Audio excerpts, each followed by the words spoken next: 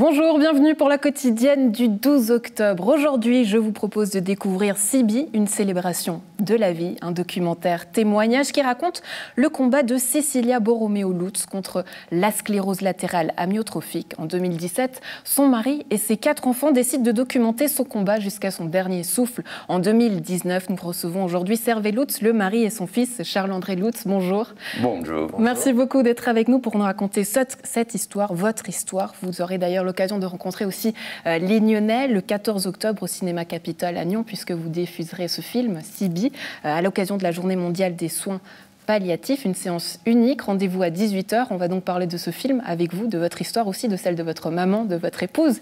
Et puis, à la maison, on rejoindra, ou plutôt Alexandre Caboral viendra jusqu'à nous pour donner la parole à un célèbre défenseur du loup, actuellement en pleine grève de la faim, au col du Marché-Rue. Enfin, on ouvrira une page de sport avec Stéphane Ferrer, le président du mythique Cercle des nageurs nyonnais, qui ne briguera pas de nouveau mandat. Il nous explique pourquoi en plateau. Place à la célébration de la vie avec vous deux, chers invités. Une femme qu'on remarquait, Sibi, puisque vous l'appeliez comme ça par son surnom. Sibi, pourquoi est-ce qu'elle était remarquable? Elle était lumineuse. Oui, fantastique. C'était une rassembleuse. Elle était toujours au contact des gens. Même des gens qu'elle ne connaissait pas, elle disait « Hi, I'm Sibi ». Et puis, elle entamait la conversation avec les gens. C'était assez fantastique. C'est pour ça qu'elle a servi de relations publiques pour toutes mes activités. Parce que, justement, elle avait un entre-gens assez extraordinaire. Alors, on reviendra sur cette histoire. Charles-André Lutz, vous êtes son fils. Qu'est-ce qui a fait que vous ayez décidé de faire ce film en hommage à votre maman ? Alors, déjà, merci beaucoup pour votre accueil. C'était une façon de l'accompagner dans cette période très difficile. Le but, c'était justement de se fédérer autour d'elle pour justement bien l'accompagner et puis lui montrer tout ce mouvement positif qu'on était en train de créer autour d'elle, autant avec sa famille qu'avec ses amis. Donc, voilà, le but premier, c'était ça, c'était de documenter, c'était de l'accompagner, c'était de l'inclure dans son dernier projet, en quelque sorte. Alors, on a justement quelques images du film, on regarde un extrait et on en parle tout de suite après.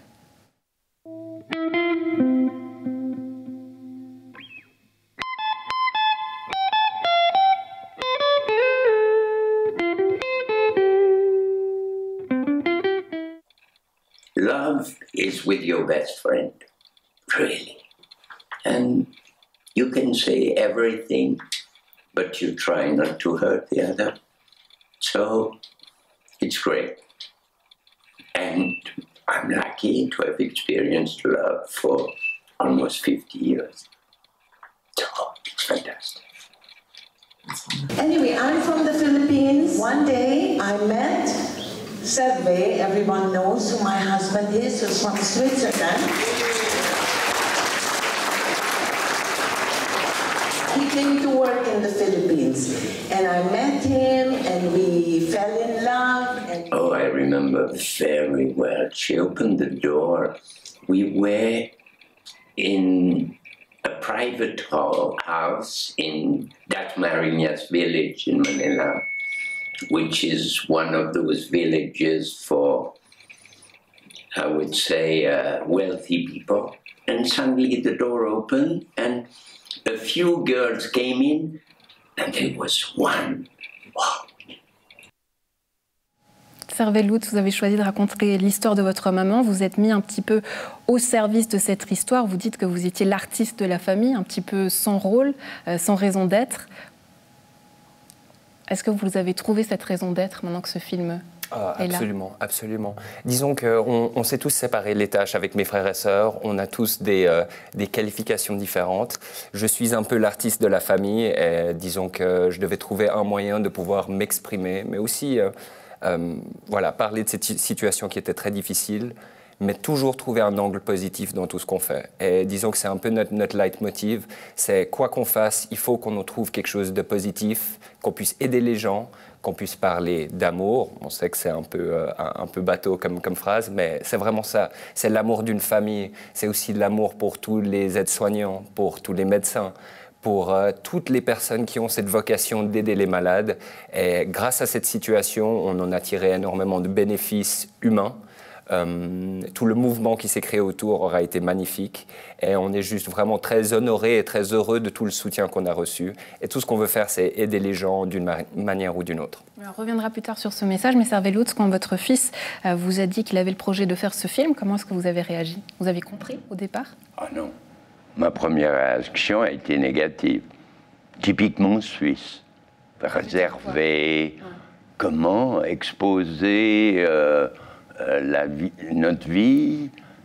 Et puis, on en a beaucoup parlé avec mes enfants. Puis finalement, oui, c'était clair. C'était la thérapie qu'il nous fallait.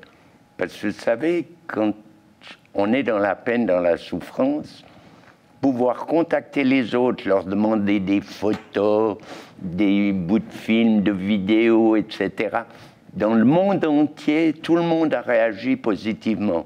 Donc, c'était la chose à faire. Ouais. Mais ma première réaction n'a pas été positive. Ouais, mais c'est un peu dans mon caractère.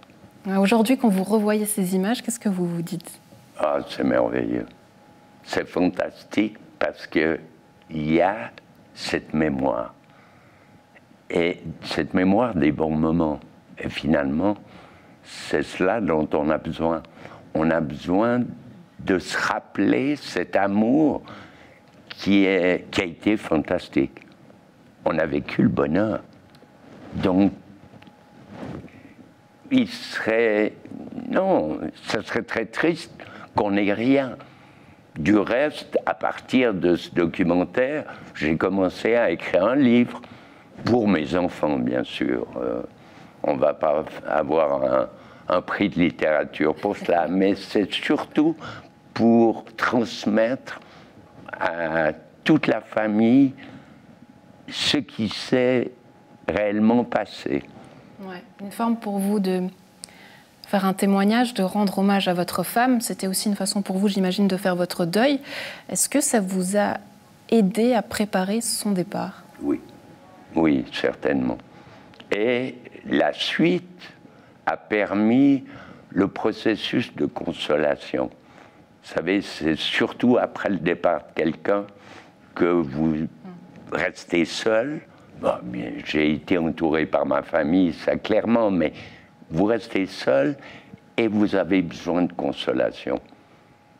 Et les gens ne vous oublient pas. Vous découvrez l'amitié que vous avez avec des gens partout dans le monde. Non, c'est merveilleux. André Lutz, pardon, excusez-moi, vous disiez d'ailleurs quelque chose de très beau, c'est qu'il y avait comme un jeu qui s'était installé avec votre maman au moment de faire le film, qu'elle choisissait pas mal de choses, hein, les musiques, la mise en scène, non, mais peut-être certaines images, certaines couleurs. Expliquez-nous. Absolument. Donc le but, c'était vraiment de l'inclure dans tout le processus, c'est-à-dire de faire en quelque sorte valider chaque flyer, chaque couverture, chaque typographie. Quand j'ai écrit les chansons pour elle, je les ai murmurées dans son oreille la première fois. Et disons que quand j'ai vu son sourire et que j'ai compris à quel point elle était touchée, je savais qu'on partait dans la bonne voie. Donc, à quelque part, chaque logo, chaque illustration a été validée par elle. Et je sais que ça lui a fait très plaisir de faire partie de ce dernier projet. On reviendra d'ici quelques instants avec vous en chanson, d'ailleurs, pour découvrir certaines des chansons que vous lui avez faites. À présent, direction le marché rue où des défenseurs du loup manifestent, Alexandre Caporal. Je ne vais pas l'appeler, je vais l'appeler plutôt en plateau puisqu'il est avec nous aujourd'hui. Alexandre, bonjour, bonjour. Salut Andrea. Mais ça fait du bien de te voir avec nous. Bonjour messieurs. Bonjour. J'allais dire, tu as un très beau plateau. Il m'avait manqué. C'est vrai, toi aussi tu nous avais manqué. Ben oui, et alors pourquoi je suis là? Eh bien parce que je ne vais pas mentir, il n'y avait pas de réseau au col du marché rue. Donc forcément, ben voilà, je ne peux pas être sur place en direct connecté avec mon téléphone.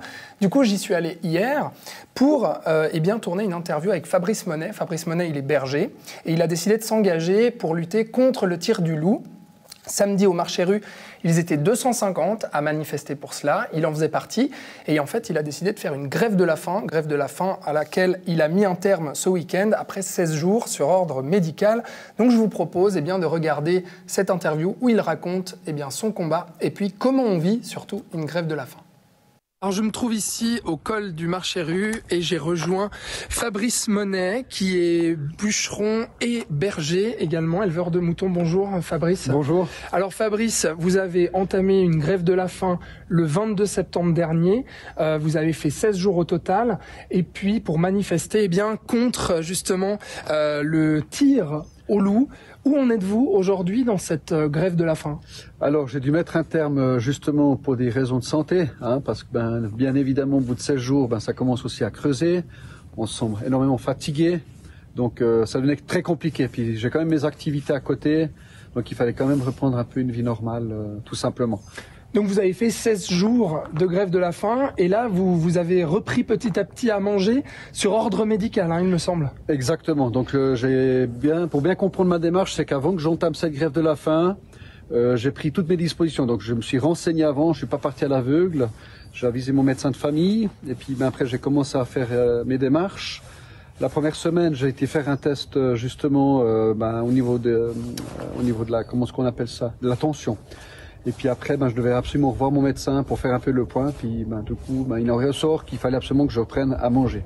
Donc j'aurais pas pu tenir une semaine de plus. Ouais. Voilà. C'est une question de survie du coup. Oui, question de survie aussi. Bon, on peut très bien vivre au-delà, mais c'est après au niveau des carences, ce genre de choses. Donc il valait mieux rester prudent. Voilà, en tout cas, c'est... Qu'est-ce que ça engage pour le corps et pour l'esprit, une grève de la faim, qu'on se représente bien ce que vous avez vécu pendant 16 jours? Alors c'est vrai que c'est une première pour moi, parce que ça fait des années que je milite, pétition, manifestation, et puis je me suis dit, là il fallait vraiment marquer le coup, d'aller au-delà, voilà, de se surpasser. Et c'est ce que j'ai fait. Et ce que ça représente, c'est que on va aller progressivement dans 10 000 rations. Donc on va manger 3 repas, après 2 repas, 1 repas, puis après plus rien. Et puis on boit de l'eau, des tisanes, et puis du bout de légumes, donc que le jus. Et puis ce que ça représente, c'est que au bout de quelques jours, on sent comment les problèmes venir. Ce que j'ai vécu ici justement un soir au Marchais-Rue. Donc sensation de vouloir vomir, envie de vomir, carrément envie de vomir. Et puis ensuite, ce qui s'est passé, c'est qu'après, c'est les vertiges. Et puis une fois que ces vertiges sont venus, voilà, c'était un peu normal, si je puis dire ainsi, parce que c'est au bout du 5e jour que ça commence à travailler. Donc le corps réagit. Et ce qui paraît quand on vit ça, c'est que c'est très bien. Voilà. D'accord, donc les vertiges, les crampes d'estomac, les envies de vomir, on imagine. Et pour le mental, parce qu'il faut préciser quand même donc qu'au début de cette grève de la faim, au col du Marchais-Rue, vous y aviez passé des nuits aussi à dormir dans un tipi. Donc le but, c'était vraiment d'être visible ici, avec la barrière aussi que l'on voit derrière nous, pour justement faire entendre votre cause. Dormir ici, au col du Marchais-Rue, et puis ne pas manger, ça a été difficile aussi pour l'esprit, on imagine. Alors ça n'a pas été tellement difficile parce que c'est vrai que moi je suis un combattant, j'ai toujours été très actif dans la vie, puis quand je décide quelque chose je le fais, donc je l'assume entièrement. Donc voilà, puis ça m'a permis de aussi me mettre en harmonie avec la nature. Donc on se ressource, on se nourrit de ça en fait. On se nourrit de ce qu'on défend, on se nourrit aussi de ce qu'on fait dans l'action. Et ça, c'est très important. Il faut vraiment prendre ça en considération. Ça fait travailler le mental, ça fait travailler beaucoup de choses. Et puis on s'aperçoit qu'au final, on n'a pas aussi besoin de manger autant. Voilà, moi j'ai une autre perception maintenant depuis que j'ai fait cette grève, de point de vue de consommation. J'ai envie de changer beaucoup de choses aussi dans ma manière de manger dans les semaines à venir. Voilà. Alors qu'on comprenne maintenant votre combat, donc cette grève de la faim, contre le tir du loup. Vous êtes vous-même éleveur de moutons, je l'ai dit. Pourquoi vous êtes engagé dans cette grève de la faim pour militer contre le tir au loup? Alors pour moi, c'est important dans le sens qu'on se doit de préserver déjà tout d'abord toutes les espèces. Voilà, le loup a été introduit, il n'a pas été introduit, pardon. Le loup est revenu de lui-même après avoir été fortement persécuté par l'homme. Et puis depuis 1995 qu'il est là, il a pris gentiment possession de nos territoires en Suisse et ainsi de suite. Et ce qu'il faut savoir, c'est qu'en tant que berger, on a des moyens de protection. On a des moyens de protection, on peut mettre des choses en amont. Il y a des alternatives qui existent, mais pour ça, ça demande aussi une surcharge de travail. Ça, c'est clair, on est conscient. Mais je pars du principe que du moment qu'on détient du bétail, on doit tout mettre en œuvre pour justement veiller sur nos animaux. Et puis, je rappelle aussi une chose qui est très importante à retenir, c'est que c'est aussi nous qui empiétons sur le domaine de la faune. Donc voilà, il ne faut pas croire que la nature appartient qu'à certaines personnes. La nature appartient à tout le monde, mais avant ça, on a aussi la faune, les loups, les lynx, le gibier. Alors l'argument qui va en faveur justement de ce tir au loup, eh bien c'est notamment aussi dans votre propre camp, des éleveurs, que ce soit de bétail ou de moutons, qui justement veulent réguler, on va dire, les meutes de loups pour protéger leur bétail. Vous, qu'est-ce que vous répondez à ça ? Alors, ce que je vais répondre à ça, c'est que je comprends parfaitement la sensibilité, le fait de devoir découvrir un matin, en se levant, une carcasse de son mouton, de son veau, ou ainsi de suite. Je suis parfaitement conscient de cette problématique. Moi, ce qui me dérange beaucoup, c'est qu'on dit qu'on élève nos animaux. Oui, on les aime, on les élève, mais en même temps, s'il y a malheureusement de temps en temps une prédation, ça arrive, c'est comme ça fait partie de la vie. Comme je disais avant, on empiète trop sur le domaine des animaux aussi. Et puis l'autre particularité, on envoyait quand même ces mêmes animaux à l'abattoir. Alors, il existe ces moyens de protection. Et ce que j'aimerais vraiment dire par rapport à ça, ce qui est important, c'est que je le répète, il faut vraiment maintenant qu'on trouve des alternatives pour bien parquer ces animaux. Et puis aller de l'avant. Voilà. Aujourd'hui, donc, vous avez milité avec cette grève de la faim dans le but effectivement que les autorités vaudoises vous entendent et puis reviennent sur cette décision politique. Rappelez-nous un petit peu justement, donc le tir du loup maintenant est à nouveau autorisé depuis cet été, me semble-t-il. Est-ce que cette action-là a réussi à avoir un écho? Est-ce que vous avez eu des réponses de la part des politiciens? Alors, pour le moment, on n'a toujours pas de réponse. Ce qu'il faut savoir, c'est que j'ai écrit à Madame Métro en lui disant que justement j'avais entamé une grève de la faim. Elle m'a répondu par la présente que c'était une action qui était non violente et qu'elle en prenait note. Enfin, c'est purement politique. Ensuite, cette décision de tir va à l'encontre de ce que nous on a fait comme expertise ici dans la région de Marchères-Rue. Ce qu'il faut savoir, c'est qu'à l'heure actuelle, il n'existe aucun moyen de protection pour les bovins. Aucun moyen, si ce n'est un parc qui avait été mis l'année passée en test sur 5 fils, 1,32 m de haut sur plusieurs centaines de mètres. Hein. Et ça, on trouve déplorable dans le sens que c'est pas normal qu'on dise maintenant on tue le loup alors qu'on a laissé la porte grande ouverte de la maison et puis maintenant on crie au voleur. Donc je trouve ça scandaleux. Tout simplement, voilà. Donc là, maintenant, vous m'avez dit, vous avez repris petit à petit les repas. Vous étiez obligé, justement, sur ordre médical, de reprendre. Est-ce que ça veut dire que votre action s'arrête? Non, du tout. On continue. On est très engagé ici. On va pas lâcher. On va travailler vraiment main en main avec plusieurs personnes. On est très actifs. Le militantisme ici au Marchères-Rue ne s'arrête pas. Vous avez des associations qui vous soutiennent? Alors, on n'a pas forcément d'associations qui nous soutiennent parce que, nous, on est aussi à la tête d'une association, une association Defend the Wolf. On a aussi créé une cagnotte dans le but de récolter de l'argent pour pouvoir venir en aide à certains agriculteurs de la région. Même si certains ont dit que c'était pas suffisant, mais c'est toujours ça. Je crois que 30 000 francs, c'est pas non plus une somme. C'est quand même un gros montant à mes yeux. Donc il faut aussi, on peut déjà gentiment construire des petits ruisseaux pour faire des grandes rivières, puis qu'on puisse avoir une harmonisation entre le bétail, le loup et l'homme. Pour moi, c'est ce qui est gagné. Voilà, tout simplement. Donc Fabrice Monet, ça veut dire qu'on va continuer à vous voir ici avec cette barrière et puis votre tipi aussi au col du Marchères-Rue encore pendant quelques temps, jusqu'à temps que votre action puisse avoir une répercussion. Tout à fait, exactement. On va rester actif sur le terrain, de jour comme de nuit. Voilà, donc on est actif, on est plusieurs personnes maintenant. Je suis très content de cette mobilisation qui se fait ici au Marchères-Rue. C'est chaleureux, il y a vraiment un esprit de solidarité. Et puis je tiens à préciser, pour une fois, ce ne sont pas des associations, mais c'est surtout des citoyennes et des citoyens qui sont prêts à s'engager. Voilà. Je vous remercie beaucoup de nous avoir accordé un moment, de nous avoir accueillis ici donc au col du Marchères-Rue. Et puis à très bientôt, Fabrice. C'est gentil, merci beaucoup. Merci. Après 3 années à la tête du Cercle des nageurs de Nyon, Stéphane Ferrer a décidé de quitter le club et ne briguera pas de nouveau mandat lors de la prochaine Assemblée générale qui se tiendra le 13 octobre. Stéphane Ferrer, bonjour. Bonjour Andrea. Merci beaucoup d'être avec nous. Alors une décision que vous avez rendue publique il y a de ça quelques semaines avant l'Assemblée générale. Quels sont les motifs qui justifient votre décision? Tout simplement, je pense qu'il est temps de tirer ma révérence, puisque je me suis vraiment aperçu ces dernières semaines qu'il était compliqué et difficile de travailler de façon pérenne, avec une certaine sérénité pour nos collaborateurs et pour l'ensemble du comité. Donc je pense que pour l'intérêt du club, du Cercle des nageurs de Nyon, il est temps que je tire ma révérence, effectivement. Ouais, j'imagine que c'est une décision qui est difficile à prendre hein, quand on a été longtemps dans ce club, plus de 20 années passées aussi en tant que membre du comité. Il a fallu faire un choix. C'était un choix qui était en faveur du club? Écoutez, en tout cas, c'est un choix qui a été mûrement réfléchi, une décision mûrement réfléchie. Et encore une fois, ce que je regarde, c'est l'intérêt du club, effectivement. Ce que je constate, c'est que ça fait 21 mois que le club a un conflit assez important, si j'enlève la crise liée à la pandémie du Covid. Donc aujourd'hui, l'intérêt du club, c'est de retrouver une sérénité, une pérennité et que voilà, ce futur comité puisse prendre les rênes de façon pérenne et qu'il puisse travailler correctement dans l'intérêt du club, des membres et surtout des collaborateurs.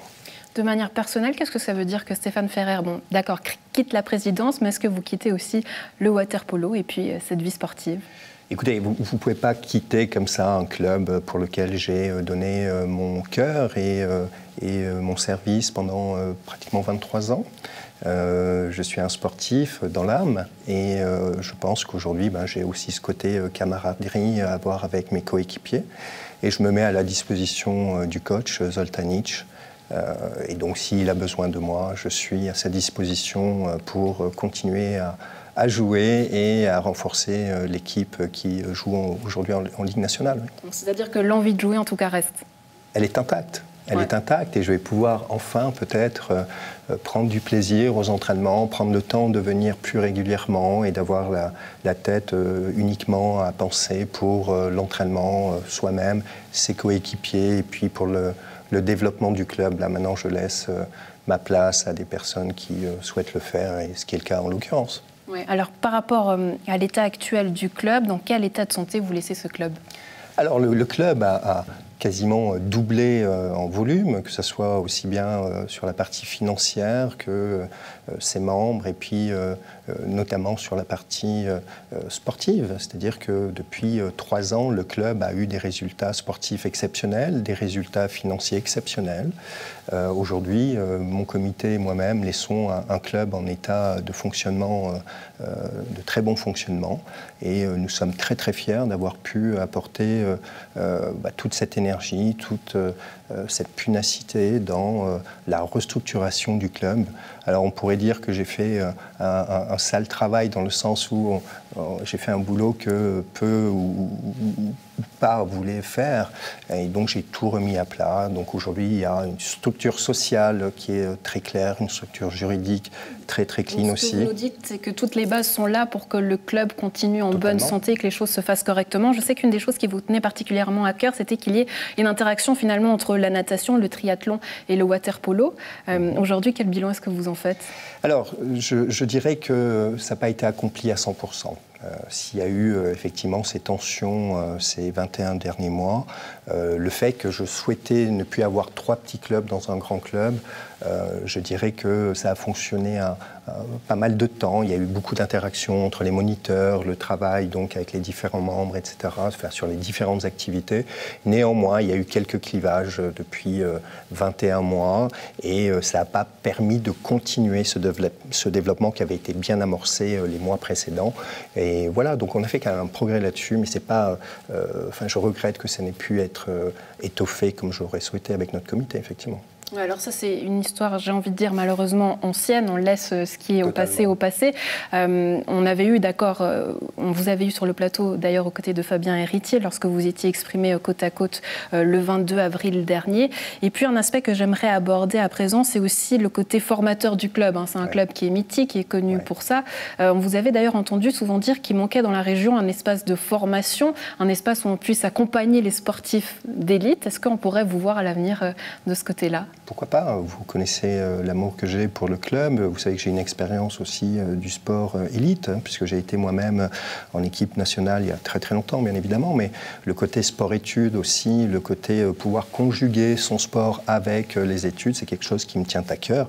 Et effectivement, pourquoi pas travailler sur ces éléments-là prochainement. Aujourd'hui, je vais prendre un peu plus le temps pour moi-même aussi, et puis pour ma famille, qui pendant 23 ans de bénévolat bénévolat et ces 3 dernières années ont été aussi très compliquées.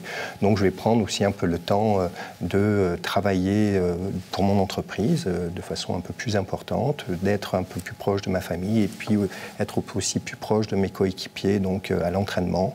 Et voilà. Mais en tout cas, c'est vrai que ce sport-études, c'est l'un des seuls points sur lesquels notre comité n'a pas pu travailler. L'ensemble du programme 2.0 que nous avions mis à l'époque, donc il y a 3 ans, nous avons accompli toutes les missions que nous nous étions fixées, hormis cette partie du sport-études, et je dirais également les statuts sur lesquels nous n'avons pas pu travailler, puisqu'on était affairés justement à travailler sur le conflit, sur le développement du club et sur les restrictions sanitaires qui ont été très importantes durant ces 2 dernières années. Alors évidemment, Stéphane Ferrer, je vous laisse responsable de vos propos, mais pour qu'on revienne à l'aspect positif du club, parce que j'y tiens pour ce bilan, c'est vrai qu'on a pu constater aussi une activité croissante du club observée ces dernières années. Qu'est-ce que ce club dit finalement de la région? Pourquoi il est important qu'il reste et qu'il perdure selon vous? Déjà, c'est un club qui a plus d'1 siècle d'existence. Ça représente également 3 activités très distinctes, dont le dénominateur commun est l'eau. Donc avec le triathlon, la natation et le water-polo. Quand je suis arrivé il y a 20 ans, par exemple, un peu plus de 23 ans même, il y avait le water-polo, il y avait une seule équipe qui végétait en dernière ligue régionale. Quand j'en suis parti il y a 3 ans, il y avait 9 équipes, avec notamment une équipe de filles également, une école de water-polo que j'ai créée et montée avec mes collègues précédemment, et on est passé jusqu'à 120 personnes dans cette section water-polo. Et aujourd'hui, vous avez des joueurs qui sont en équipe nationale, des joueurs qui sont en équipe régionale, des filles également qui complètent l'activité masculine, et puis surtout un nombre d'enfants qui sont très importants dans la section water-polo, mais aussi dans tous les autres pôles d'activité. Et c'est ça qui donne, si vous voulez, l'envie, l'exemple à tous les jeunes et à toute la population. C'est un sport populaire et j'ai été très heureux et très fier avec notre comité d'avoir pu rendre cela à la population, de pouvoir leur offrir des activités purement club, mais aussi des activités purement loisirs, comme l'aquagym, les leçons de natation privée, l'aquabike, l'aquayoga, etc. Et nous avons doublé ces activités en termes de recettes, en termes de bénéfices également. Et aujourd'hui, c'est un club qui tient la route et qui est très structuré. Donc ceux qui vont prendre les clés de ce club, à eux de montrer tout ce qu'ils ont prévu, leurs objectifs, etc. Et en tout cas, je les laisserai travailler sereinement dans un esprit pour l'intérêt du club, tout simplement. D'accord. Dans l'intérêt du club, Stéphane Ferrer, enfin, avant de vous le laisser, si vous aviez un beau souvenir qui vous reste, un moment fort de votre passage, ça serait lequel?